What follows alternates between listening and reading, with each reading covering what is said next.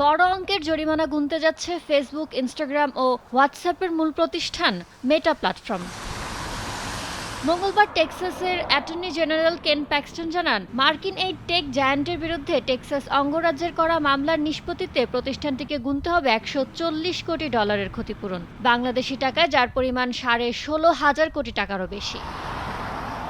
মেটা প্ল্যাটফর্মের বিরুদ্ধে অভিযোগ, ট্যাক্স সাজেশন নামের একটি ফিচার চালুর পর প্রতিষ্ঠানটি বেআইনিভাবে ফেসিয়াল রিকগনিশন প্রযুক্তি ব্যবহার করে লাখ লাখ টেক্সাসবাসীর বায়োমেট্রিক ডেটা সংগ্রহ করেছে। আর বিষয়টি অবশ্যই আইনের পরিপন্থী, কেননা টেক্সাসের অধিবাসীদের অনুমতি না নিয়ে মেটা তাদের ব্যক্তিগত ডেটা সংগ্রহ করেছে।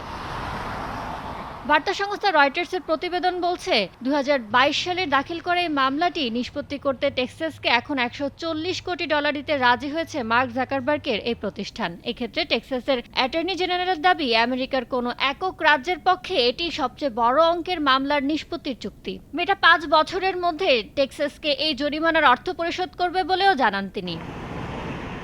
টেক্সাসে 2009 বায়োমেট্রিক প্রাইভেসি আইনের আওতায় করা এটি প্রথম কোনো বড় মামলা। এই আইনে সর্বোচ্চ $25,000 পর্যন্ত ক্ষতিপূরণের বিধান রাখা হয়েছে।